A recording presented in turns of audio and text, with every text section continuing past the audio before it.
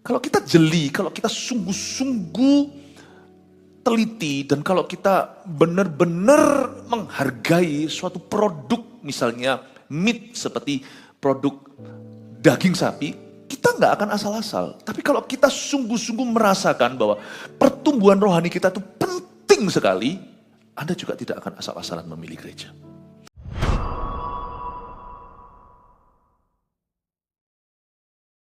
Sekarang kita di ibadah yang ketiga, semua gereja sama, yang penting Tuhannya. Itu kerap kali tercetuskan.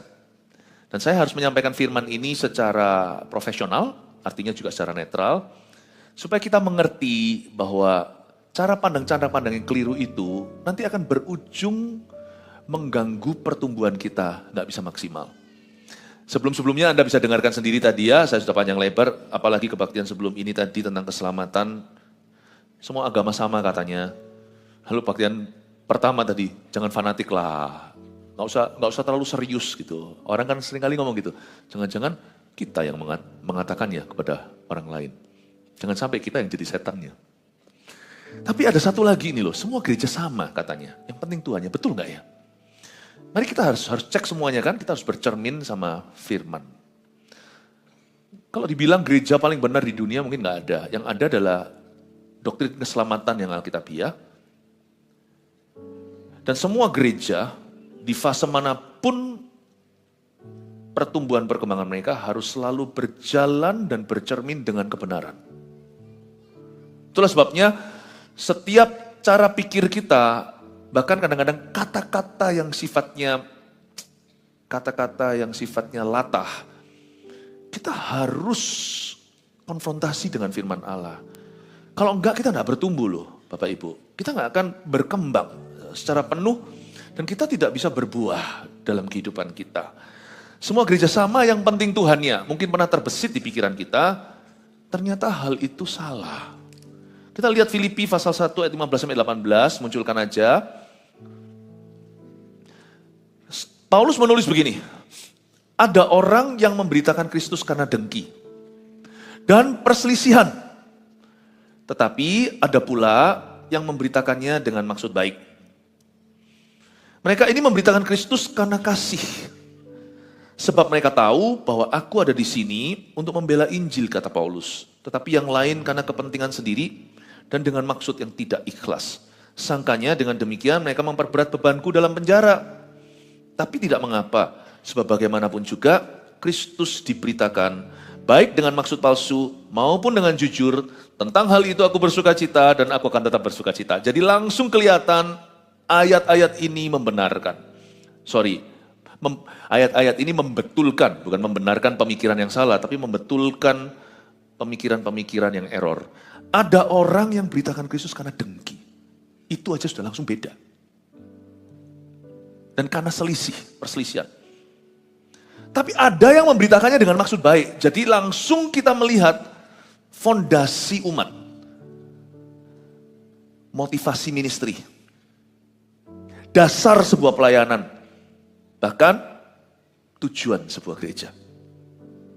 Saya ngomong gini karena saya anggap Anda sudah lebih dewasa. Makanya saya tidak kasih firman-firman yang sifatnya kanak-kanak lagi. Tapi kasih Anda lebih dari susu, kasih makanan yang lebih bergizi. Lebih berisi. Ya, semua bergizi, tapi ini lebih berisi. Jadi kita langsung tahu bahwa pelayanan pun tidak mulai sama. Waduh, gimana ya? Di gereja yang baik, saya belum bilang baik aja, semua gereja yang dalam doktrin keselamatan yang betul, Yesus adalah Tuhan, satu-satunya jalan. Gereja itu sudah di dalam kebenaran.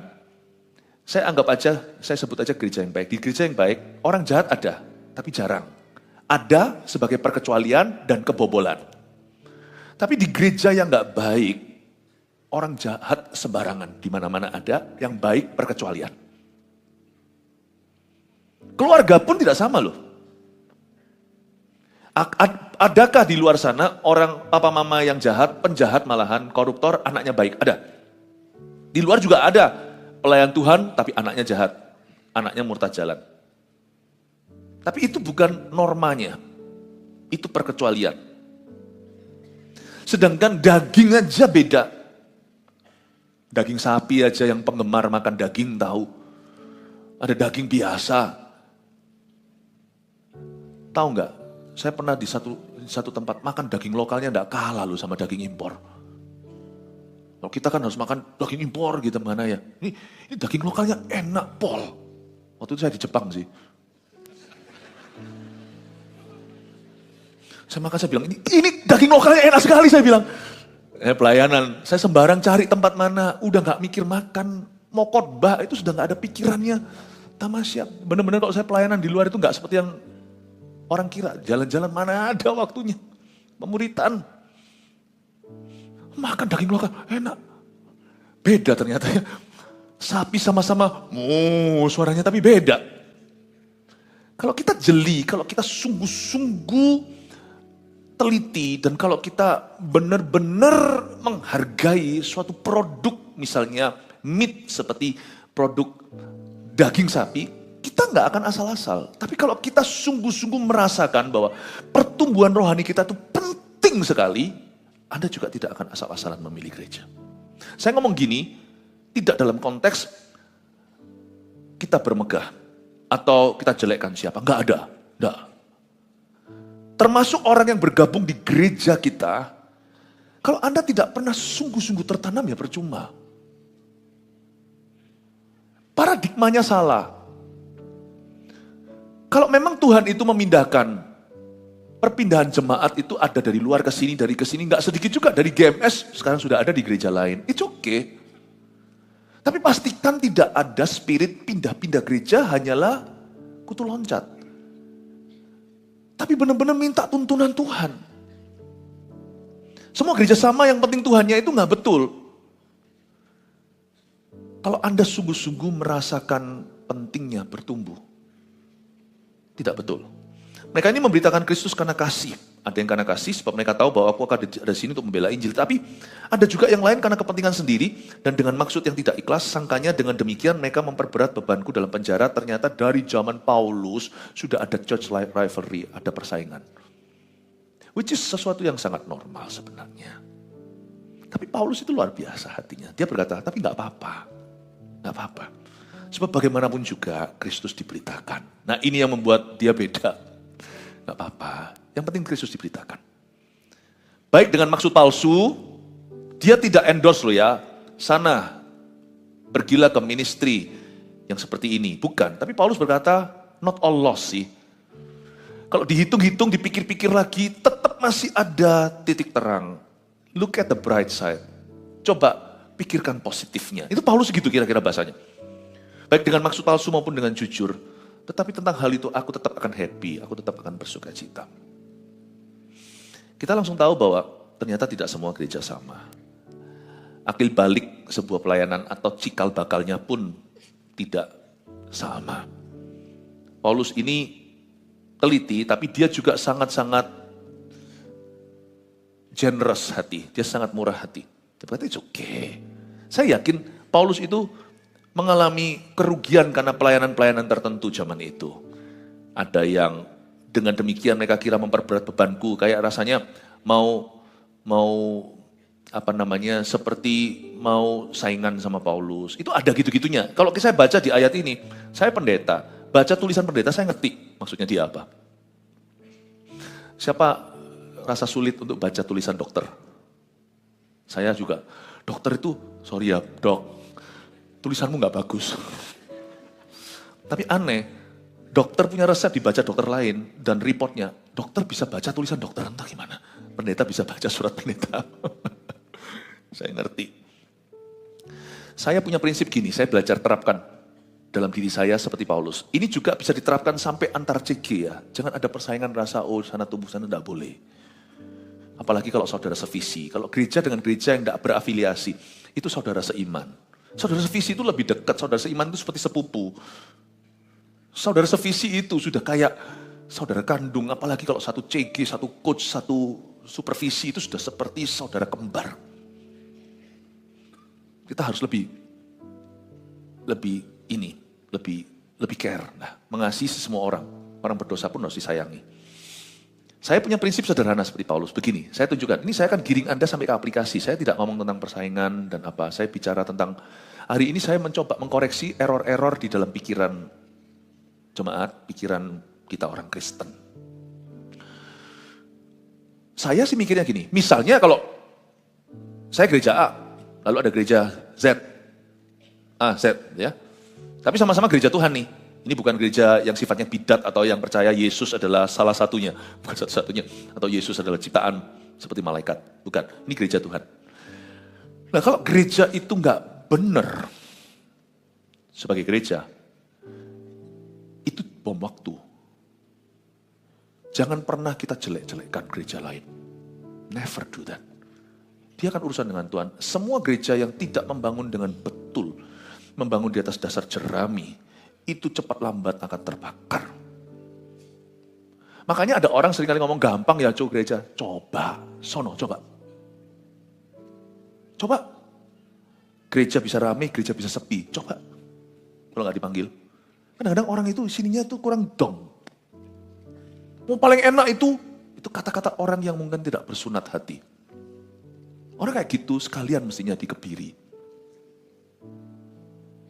Hatinya itu enggak. Secara pikiran duniawi aja enggak dong.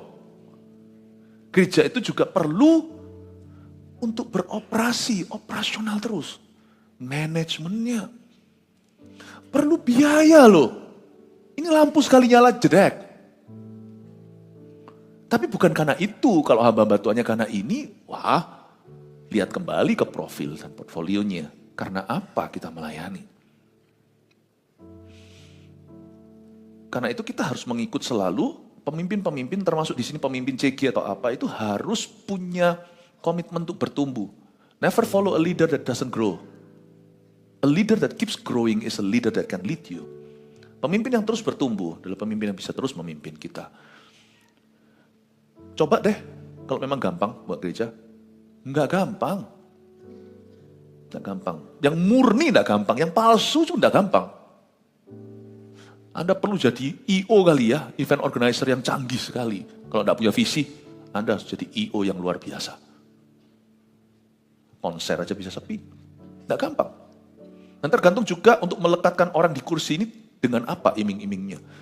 Gereja kalau betul-betul mau murni memberitakan karena kasih, ada jenjangnya juga. Nggak gampang. Nggak gampang juga kan. Di tempat kita mau dapat nomor induk jemaat. Mau jadi member harus CG, harus MSG.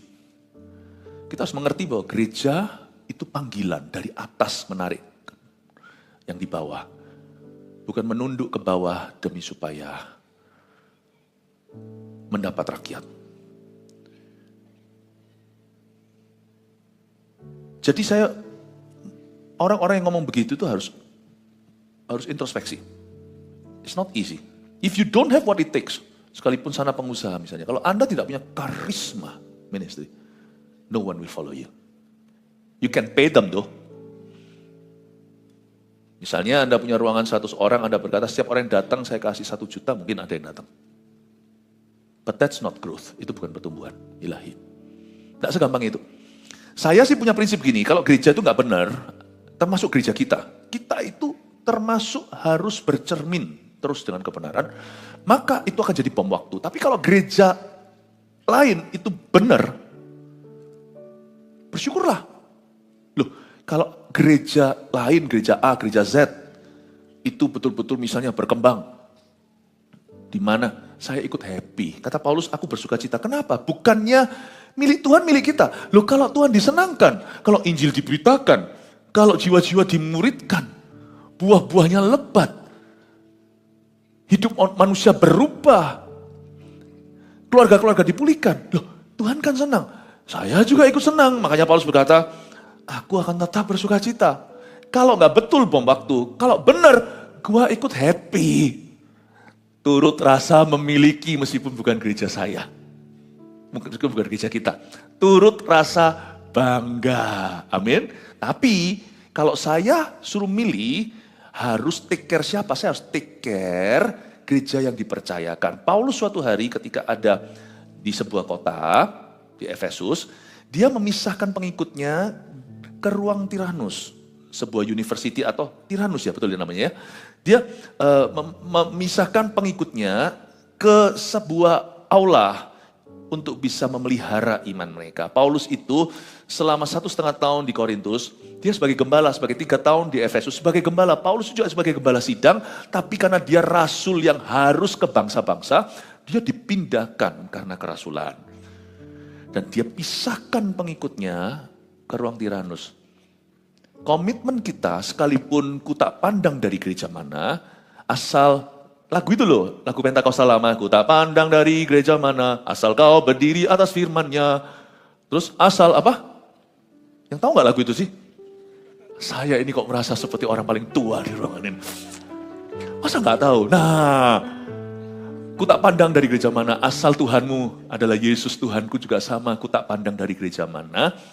Meskipun demikian, saya komitmen ke GMS. Gembala maupun jemaat yang tertanam, itu komitmen pada sekelompok umat yang dipersatukan bondingnya karena sebuah visi dan amanah. Di bawah amanat agung yang milik semua orang Kristen, ada amanah buat gereja itu, visi yang Tuhan turunkan. Di suku Ruben, suku Yehuda, suku Benyamin sesuai dengan panji yang Tuhan terapkan, di situ kita tertanam dan memperjuangkan visi dari kilometer tersebut. Dan berjalan dengan murni, taat setia pada visi itu. I commit to you. Saya bahkan tidak terus khotbah keliling-keliling kemana-mana, sangat super selektif. Dulu waktu masih umur 20-an masih mungkin. Sekarang makin hari visi kita semakin serius, saya tidak bisa. I commit to you. Kalau ini sih bukan cincinnya, GMS cincinnya, tulisannya dalamnya Irene Safira. Tapi cincin tangan kanan saya, ada cincin tidak kelihatan. GMS, Bapak Ibu Saudara. Anda juga harus komit. Mesti harus belajar komit. Jemaat, CGL, pejabat, kita komit. Bukan karena kita eksklusif, tapi karena kita bangun sesuatu. Jangan ecek-ecek kaki. Mana bisa kita masak ini, masak nasi sebentar. Kita entasin, lalu kita masak itu, masak ini. Tuhan tidak pernah menciptakan kita untuk multitasking, tapi untuk fokus. Hidup ini terlalu sementara. Ternyata semua gereja sama, nggak tentu. Katanya yang penting Tuhannya, tapi Tuhan taruh dirimu di suatu tempat, karena Anda tidak mau hadir seperti Roh Kudus. Karena itu kita lihat 1 Korintus lagi, ayat pasal 3, ayat 10-15, saya jelaskan lagi. Nanti saya kasih Anda tuntunan-tuntunan yang sangat praktis ya. Tapi saya sih komit. Kalau misalnya gini-gini, saya komit gimana ya? Bentar sebelum saya baca Korintus ya. Saya suatu hari diminta untuk pelayanan di depan, anggaplah jumlahnya gede banget. Pelayanan yang prestisius sekali, diliput TV seluruh dunia. Udah gitulah, ini sungguhan. Tapi Anda lagi pindah. Waktu itu kita lagi pindahan dari dari gedung kita yang lama ke sini rooftop yang di Surabaya nih. Saya sudah tahu prioritas saya. Saya milih untuk angkat kursi dengan Anda daripada masuk TV. Hello mami gitu. I commit to you. Meskipun Tuhan cinta semua orang, saya komitmen kepada sekelompok orang yang Tuhan percayakan, bukan hanya saya sebagai gembala, saya sebagai bagian dari jemaat, namanya gereja lokal. Saya komit di situ. Untuk jadi jawaban, jadi pelengkap, untuk menjadi kontributor terhadap visi itu, untuk saya mempersembahkan talentaku, saya akan komitmen di sana. Jadi kalau saya suruh milih, hari ini kalau misalnya ada sekelompok orang di sebelah sisi saya, sisi satunya sekelompok orang lain, sama-sama anak Yesus, saya pasti akan belani your interestmu. Baik itu secara fisik interest Anda, gedung bangunan, parkiran, apapun yang kami pikirkan dalam manajemen gereja pasti memikirkan untuk jemaat kita dulu. Everything pasti memikirkan itu. Makanya itu penting sekali jemaat belajar percaya sama gembala dan yang dipimpin percaya kepada yang memimpin. Kalau kita memimpin dengan komitmen dan dengan pengabdian, tidak dengan skandal dan cacat celah, Percayalah, setiap keputusan yang kita ambil sebagai gereja pasti memikirkan your interest first. Meskipun di Surabaya, Jakarta, di Bandung, di Medan, di Ambon, di Papua, kita bukan gereja satu-satunya. Kemanapun kita pergi, kita pasti belanin dulu jemaat GMS. Bukan karena satu-satunya gereja yang benar, dan juga bukan karena hanya GMS yang dicinta Tuhan, tapi GMS adalah panji yang kita perjuangkan. Ketika Tuhan percayakan itu, sebagai visi yang harus saya perjuangkan, kita perjuangkan, maka itu menjadi prioritas di dalam segala keputusan. Amin Bapak Ibu Saudara. Itu yang dimaksudkan dengan tertanam. Nah, saya ngomong gini supaya kita mengerti. Supaya kita mengerti bagaimana kita bertumbuh. 1 Korintus 3 ayat 10-15, sesuai dengan kasih karunia Allah yang dianugerahkan kepadaku, aku sebagai seorang ahli bangunan yang cakap telah meletakkan dasar. Paulus nih ya, dan orang lain membangun terus di atasnya. Ya kita semua tahu lah, dia itu church planter, dia itu church builder, dia itu pendiri gereja, penanam gereja. Jadi dia bilang letakkan dasar lah, bangun terus di atasnya, itu semua kita tahu, itu gereja lokal, dan Injil yang diberitakan. Karena saya mikir, kenapa ya, kok kita harus menanam gereja, karena tidak semua gereja masih memberitakan Injil di dunia ini. Tetapi tiap-tiap orang harus memperhatikan bagaimana ia harus membangun di atasnya. Perhatikan ya, karena tidak ada seorang pun yang dapat meletakkan dasar lain daripada dasar yang sudah diletakkan, yaitu Yesus Kristus. Semua sama, aku tak pandang dari gereja mana. Entahkah orang membangun di atas dasar ini dengan, are you ready? Gereja sama, yang penting Tuhannya, Tuhannya sama. Gereja tidak tentu sama. Meskipun sama Tuhannya. Ada yang membangun di atas dasar dengan emas, perak, batu permata, kayu, rumput kering, atau jerami. Sekali kelak pekerjaan masing-masing orang akan nampak. Sekali kelak semua akan nampak. Termasuk our years of being in that church. Tahunan dalam hidup kita berada di gereja tersebut. Akan nampak. Karena hari Tuhan akan menyatakannya. Sebab ia akan nampak dengan api dan bagaimana pekerjaan masing-masing orang akan diuji oleh api itu. Jika pekerjaan yang dibangun seseorang tahan uji, ternyata nggak sama tuh materi. Ia akan mendapat upah.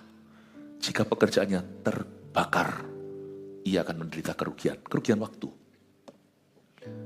Tetapi ia sendiri akan diselamatkan. Kalau dia percaya Yesus, kita adalah orang selamat. Tapi waktu kita habis untuk belanin sesuatu yang Tuhan tidak suruh. Tapi seperti dari dalam api. Karena itu saya kasih 5 poin dulu sebelum nanti saya masuk ke, ini kan saya ngomong tentang memperbaiki dulu. Jadi sebagai gembala saya tidak hanya punya gada, saya juga punya tongkat. Tongkat dan gada dua-dua keluar.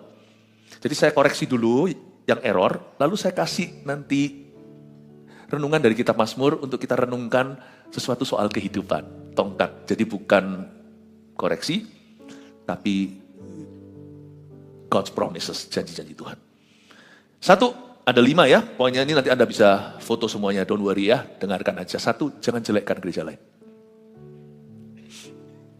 Ini adalah saran praktis saya. Kita sampai seumur hidup, ini prinsip yang saya pegang. Sampai hari ini pun saya menghayatinya, sampai detik ini saya terus pegang teguh. Harusnya saya nggak pernah melanggar sih, yang pertama ini. Belum pernah. Harusnya. Ya. Bukan harusnya. Sungguhan. 2, kenali visi gereja sendiri. Jangan kepo. Kenali visi sendiri. 3, ikuti program pemuritannya. Yang penting di situ.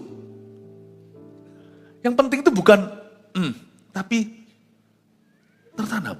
4, makan rohani dari gembala. Makanan rohani itu selalu ada selang-seling ya. Tapi makanan rohani dari gembala, kalau saya bilang gembala di dalam konteks kita, itu pertama-tama saya membagikan setiap awal bulan ke semua. Lalu nanti akan ada gembala regional, gembala lokalnya terus mengajarkan. Gereja itu bukan konser, karena itu yang terutama adalah makanan dari gembala. Yang membuat tumbuh itu bukan delivery-nya, tapi kontennya. Bukan pembawaannya, bukan performanya, tetapi kontennya. Gembala bukan motivator, karena gembala itu dikasih Tuhan asupan makanan yang diperlukan di setiap season, setiap musim domba-domba yang digembalakan. Dia akan punya ari-ari dengan Tuhan, tahu apa yang hari ini perlu disalurkan. Jadi bukan hanya firman yang sifatnya pengajaran, teguran, atau apa, Tapi firman yang merupakan sebuah benang merah sepanjang tahun kalau Anda lihat.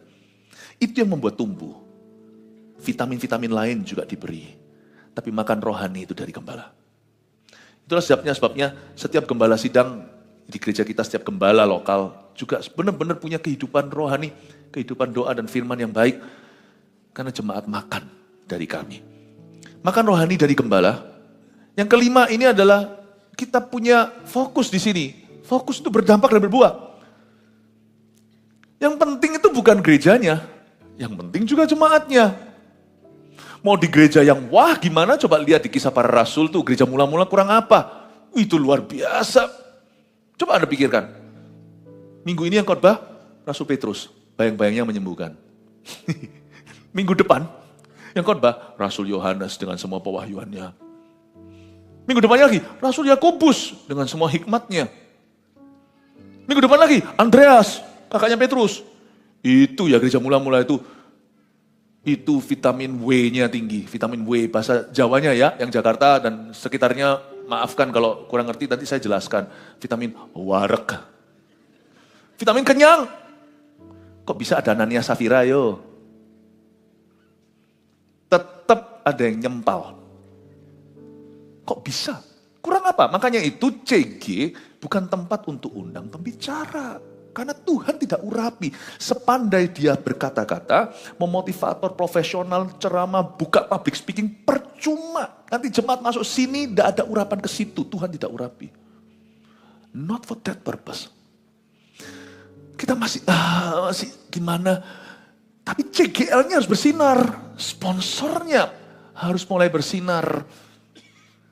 Kalau nggak percaya, kenapa sih Tuhan ciptakan papa dalam unsur keluarga? Papa, mama. Kenapa sekolah mendidik kita cuma sekian, tapi kebudayaan, culture keluarga kita itu membentuk watak kita. Why? Padahal papa tidak fasih. Kalau gitu kan harusnya serahkan aja ke sekolah yang ada penceraman, yang ngajari gini, ngajari ini. Pendidikan seks. Nanti yang ngajar dokter. Nanti yang kejar dokter, yang ngajar dokter. Lalu yang ngajar nanti ya boleh nggak apa-apa, karena dokter mengerti ilmiah tentang kesehatan segalanya. Tapi haruskah pendidikan seks dalam keluarga di take care oleh seorang dokter? Menurut saya, mungkin dokter jauh lebih berpengetahuan, lebih sangar lah ya, terminologi atau bahasanya. Mungkin guru jauh lebih punya PowerPoint presentasi yang gimana. Apa mungkin, tapi papa mama happily married. Mungkin ajari sama anak, gak usah vulgar. Anak sesuai usia. Nah, ya lebih mempan ya papa yang ngomongnya. Jangan kamu tidur sama perempuan sebelum kamu nikah ya. Iya pak, anaknya masih mempan. Kaget, kenapa Tuhan urapi bak kepala di urapan. Urapan itu bak urapan di kepala. Kenapa ada kepala keluarga? Apa ngomong mempan? Ada otoritas ilahi. Dokter suruh ngomong, kecuali kalau anaknya sendiri. Atau guru suruh ngomong, gak seberapa. Gak seberapa. Why? Kalau Tuhan memang maunya adalah performa, Tuhan pasti sudah serahkan pendidikan anak itu utama ke sekolah. Utama ke penceramah. Why? Kenapa? Papa yang tetap harus mimpin mesbah keluarga. Why? Kenapa kalau Anda absen diganti dengan 1000 guru juga tidak akan mumpuni, tidak akan berdampak. Kamu punya beribu-ribu guru kata Paulus, tapi aku bapakmu. Surat Paulus pada Timotius. Itulah sebabnya CG jangan dipakai. Nah, CG semuanya itu turun dari saya sebagai gembala sidang. Saya pun bukan sumbernya. Itu visi Tuhan atas gereja kita. Jadi CG yang kami serahkan ke tangan Anda, itu bukan supaya Anda bisa lakukan whatever program yang Anda mau. It's not your flock, itu bukan jemaatmu. Bahkan bukan jemaatku, itu jemaatnya Tuhan. Itu jemaatnya Tuhan. Not your flock. Not your flock. Jadi saya percayakan kepada Anda. untuk digembalakan. Bukan menjadi persekutuan doa sesuai dengan visi pribadimu. Nggak boleh. It's not your flock. Bukan jemaat. Paham ya? Saya kasih tektokannya dalam konteks kita dulu. Tapi juga hari ini kita mengerti bahwa tertanam itu indah dan juga mengoreksi cara berpikir kita yang salah yang bisa menghambat pertumbuhan pribadi maupun menghambat pertumbuhan orang lain. Kita tadi di poin mana ya? Saya jadi lupa. Oh ini loh, gereja mula-mula itu loh kurang apa? Petrus, Yakobus, segalanya ini itu. Wow, Anda tahu nggak? Masih ada jagoan yang lain loh, masih ada tier kedua. Ada Filipus, bukan Filipus Bartolomeus, bukan Filipus 12 rasul itu, Filipus yang penginjil itu loh. 7 orang diaken yang ditumpang tangan termasuk di dalamnya ada Stefanus. Itu Filipus pergi terjadi kebangunan rohani dahsyat, kok bisa masih ada Simon si penyihir yang nawarin duit untuk beli baptisan Roh Kudus, beli pelayanan baptisan Roh Kudus. Gereja mula-mula itu kurang apa, Bapak Ibu Saudara? Masih ada yang nyempal. Yang utama bukan hanya gerejanya atau pendetanya. Setiap jemaat juga berperan dan mengambil keputusan masing-masing. Karena itu kalau Anda mau mengambil keputusan yang benar, di dalam gereja, kalau Anda ada di gereja ini berarti Anda dalam wewenang kami, untuk kami gembalakan. Di luar ini saya tidak berwenang, saya hanya saudara seiman dengan yang lain-lainnya, saya hanya bisa saling sopan, menghargai, menghormati, dan mendukung. Posisi kami, posisi saya juga sebagai hamba Tuhan, dengan sesama hamba Tuhan yang di luar GMS, posisi saya hanyalah saling mendukung, saling mendoakan, berkata yang positif. Udah itu aja. Tapi kalau sama jemaat ya ini wewenang kami. Sama nanti ya kalau percayalah kalau Anda satu rumah tinggalnya banyak orang itu sekalipun tinggal satu rumah ya. Jangan kau didik apalagi pukul anak orang lain. Meskipun itu anak saudaramu sendiri jangan. Itu nanti bisa pecah keluarga. Anda mau didik anak sendiri. Kalau anak orang lain nakal beritahu papanya. Papanya didik nggak didik sudah. Anda tidak bisa apa-apa. Posisinya sama, gereja lokal itu belum di sorga nanti tidak ada. Semuanya kita menjadi umat Allah bersama. Tapi sementara di bumi ada Panji, ini wewenang. Di sini aku didik kamu. Here I educate you. Di sini kami mendidik Anda. Nanti suatu hari kita di sorga, semua kita sudah dibawa Gembala Agung directly. I will not be your pastor in heaven. Kan akan jadi pastormu di sorga. I'll just be your friend. I'll just be your brother. Menjadi saudaramu. Jangan-jangan nanti papa sama anak di sini juga sama-sama muda di sorga. Ketemu papanya, hey bro, jangan ya. Tetap harus ingat ya, di sorga gak pikun ya. Kita tahu itu dulu papa kita ya, di bumi ya. Tetap harus hormat ya. Cuman mungkin sama-sama muda. Di sorga, saya bukan gembala Anda. I'm not your pastor. Karena itu selama di sini, ku gembalakan di kau. Untuk Yesusku. Selama di sini gembala lokal menggembalakanmu, CGL-mu menggembalakanmu, coachmu menggembalakanmu, CGL dan sebagainya. Kita saling menggembalakan. Tapi di dalam ruang Panji inilah wewenang. Di luar ini siapa aku? Mana bisa saya didik gereja A, gereja B, mana bisa saya otak-atik. Boro-boro di otak-atik visinya. Saran saya aja nggak tentu dilakukan. Saya nggak berani loh, meskipun yang gereja yang sangat-sangat dekat sama kita ya. Dari luar negeri kan saya mentori banyak. Gereja kita itu mentori ratusan gereja sampai luar negeri. Bukan GMS. Saya nggak berani loh. Saya kalau ngomong sama mereka beda sama Anda. Kalau saya ngomong sama anak sendiri, kalau saya ngomong sama Vanessa, Warren, Jeremy, kok ambilin minum kok, Daddy ambilin minum gitu. Tapi sama anak-anak nggak mungkin saya ambil minum sendiri. Kalau saya sungguhan terpaksa saya akan bilang, sorry ya boleh nggak ambilin aqua itu. Bukan berarti saya lebih lemah lembut sama anak orang lain, bukan saya lebih hati-hati. Tapi sama anak sendiri ya lebih nggak sungkan lah ya. Sama Anda saya nggak sungkan. Saya ngomong apa adanya. Kecuali kalau Anda keluar dari gereja ini ya sudah. Saya nggak bisa didik Anda. Udah gitu aja. Saya nggak bisa didik Anda. Karena itu kita punya covenant relationship, hubungan perjanjian. Ini mendatangkan pertumbuhan selama di dunia. Dan menghasilkan penjagaan dan pemeliharaan iman.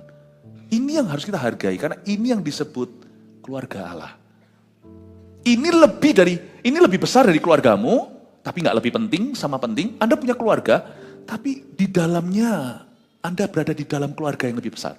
Makanya di mana ada tertanam menentukan pertumbuhan Anda. Tidak semua gereja sama, sekalipun Tuhannya sama. Semoga ini mencelikan. Kalau saya suruh khotbah begini lagi nggak tentu bisa. Jadi tolong di record. Nanti kalau Anda rasa, waduh ini anggota CGku mesti dengar segalanya, ya sudah, nanti kirimkan. Suruh mereka nanti dengarkan.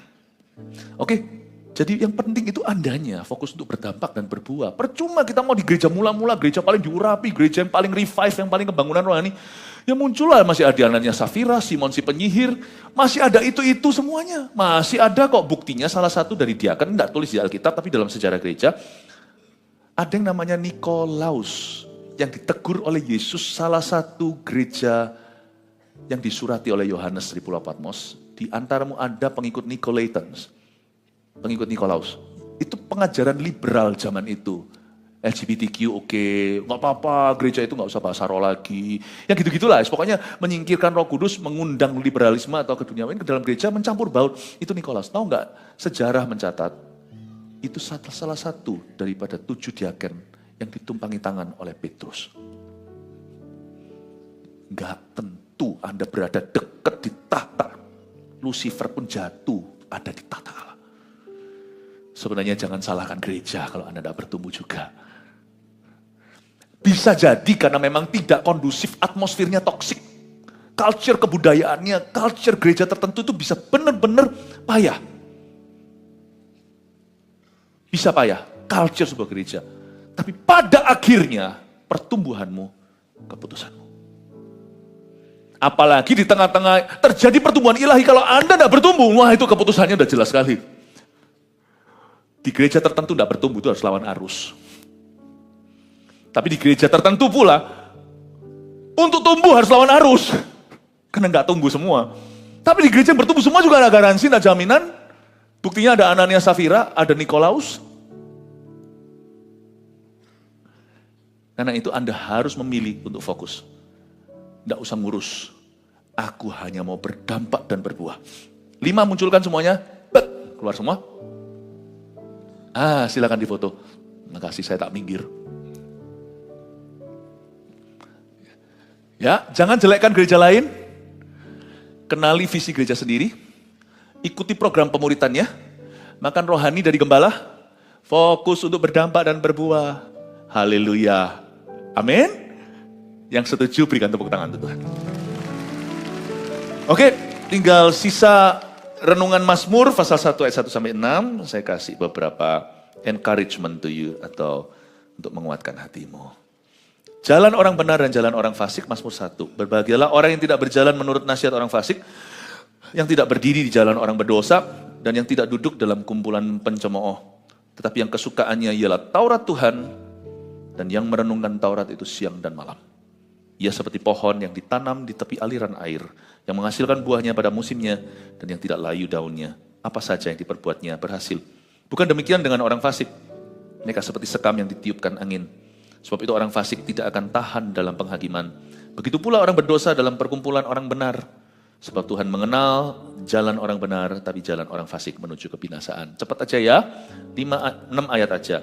Berbahagialah orang yang tidak berjalan menurut nasihat orang fasik, yang tidak berdiri di jalan orang berdosa, yang tidak duduk dalam kumpulan pencemooh, mau berhasil dalam hidup ini, mau berbuah, pilihlah pergaulan Anda termasuk gereja.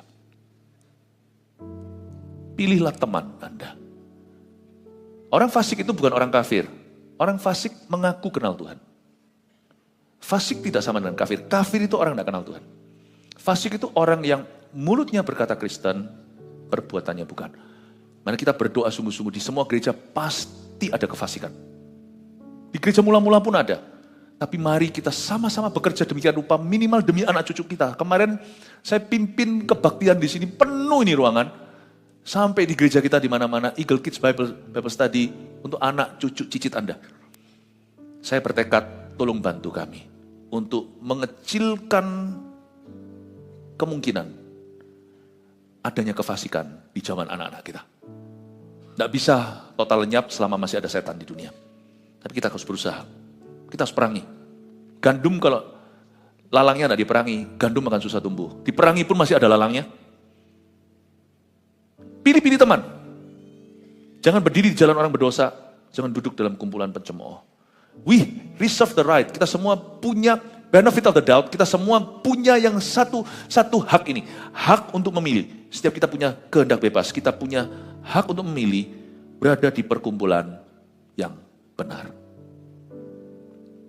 Ini juga menjadi suatu aplikasi dalam kehidupan Anda dalam memilih teman. Kalau di sini ada seorang alkoholik, demennya mabuk, ya janganlah Anda itu bergaul dengan orang-orang yang suka keluar sana itu minum-minum. Jangan duduk di kumpulan pencemooh atau orang-orang yang akan mencemooh kekuatanmu atau mencobaimu. Ini ayat ya, indah. Kalau saya mau jabarkan, ini membuat kita berhikmat. Cuman saya tidak perlu jabarkan lebih banyak. Hari ini memang bicara tentang gereja, tapi ini penerapannya bisa ke kehidupanmu secara pribadi. Ayat 2, tetapi yang kesukaannya ialah Taurat Tuhan, dan yang merenungkan Taurat itu siang dan malam. Ingat tadi makan dari gembalanya. Tapi sebenarnya ya, makan dari gembalanya semua orang masih makan. Tapi cara Anda mencerna makanan itu membedakan satu dengan yang lainnya. Kalau Anda baca di Perjanjian Baru, Paulus komentar gini, di Kisah Para Rasul. Orang-orang Berea lebih mulia dari orang-orang Tesalonika. Karena orang Berea itu kalau diajari sama Paulus, dia langsung selidiki, bukan untuk kritisi, tapi selidiki firman untuk dapat maksimal. Tapi ya entah kenapa kok yang ditulis di Alkitab itu surat Tesalonika, Berea suratnya tidak, mungkin tidak tulis surat ya, tapi Berea tidak ada cerita. Mungkin Tesalonika lebih relevan buat kita karena orang Berea terlalu sungguh-sungguh. Jemaat, cara Anda mencari firman menentukan pertumbuhan. Cara Anda mencari firman. Saya pernah ditanya sama satu orang luar negeri nih, kemarin tidak lama lalu waktu saya ada di Malaysia, bukan orang Indonesia. Kenapa Pastor Philip, why do you preach different messages? Kenapa khotbah yang beda-beda? Bahkan saya khotbah 5 kali, tapi kalau yang teman-teman dari rekan-rekan dari regional JJB, Jakarta dan terutama dan sekitarnya, itu khotbahnya 1 minggu tuh, hari Minggu tuh 7 kali. 1 orang 7 kali tuh. Ya. Tapi ikut saya nggak gampang, karena semua pendeta di bawah saya tantang tidak boleh khotbah yang sama. Saya ditanya di Malaysia, kenapa kok khotbahnya lain? Saya bilang, pertama ya memang saya mau khotbah dari pewahyuan, bukan dari bacaan. Tapi sebenarnya gini loh. Saya ngomong sama orang di Malaysia kemarin. Jemaat yang saya gembalakan tuh udah beda dosisnya. Bisa aja Anda makan sehari ini 5 kali, semuanya sama. Ya seperti nge-gym 1 minggu sekali. Tapi kalau saya kasih Anda makan berbeda, sekalipun Anda tidak harus habiskan hari ini, seolah-olah Anda itu datang ke gym 5 kali, 5 hari seminggu. Mana lebih gede nanti setahun? Mana lebih jadi? Yang nge-gym sekali, ya, dan ototnya kembang kempis, kayak saya ini, 2 minggu traveling, nge-gym lagi, mulai lagi berat sekali, atau Anda nge-gymnya 5 kali menu seminggu. Sama-sama setiap minggu kita nge-gym, cuman yang ini 1 menu, yang ini 5, setahun, sini burger, sana Schwarzenegger. Paham maksud saya perbedaannya? Saya ditanya sama Malaysia, kenapa saya khotbah beda-beda? Susah bagi kami, Mbala. Persiapannya itu luar biasa. Lebih gampang tak ulang gitu ya? No. Yang kesukaannya ialah Taurat Tuhan.